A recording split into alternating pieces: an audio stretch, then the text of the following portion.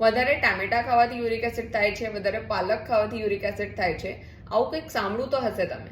તો આમાં કેટલી સચ્ચાઈ છે જાણીએ. સૌથી પહેલા તો યુરિક એસિડ શું છે એ જાણીએ.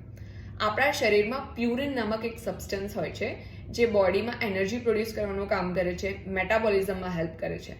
તો જ્યારે પ્યુરિનનું બ્રેકડાઉન થાય ને ત્યારે યુરિક એસિડ નામક સબસ્ટન્સ આપણા બોડીમાં રિલીઝ થાય છે અને એ બ્લડમાં મિક્સ થઈ જાય છે અને યુરિનના થ્રુ યુરિક એસિડ બહાર નીકળી જાય છે.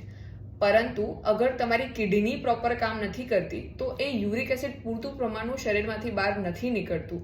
એના કારણે યુરિક એસિડ આપણા બ્લડમાં વધી જાય છે અને આપણા જોઇન્ટ્સના વચ્ચે યુરિક એસિડ એક્યુમ્યુલેટ થઈ જાય. તો પાલક અને ટામેટા ખાવાથી યુરિક એસિડ વધે એમાં કેટલી સચ્ચાઈ છે. પાલક અને ટામેટામાં એકદમ ઓછું પ્યુરિન લેવલ હોય છે, તો એનાથી યુરિક એસિડ વધવું એ શક્યતાઓ બહુ ઓછી છે. તો યુરિક એસિડનું કારણ એ છે કે તમારી કિડની પ્રોપર કામ નથી કરતી. અગર તમને યુરિક એસિડની તકલીફ છે તો તમે તમારા ડૉક્ટરને જરૂરથી કન્સલ્ટ કરો.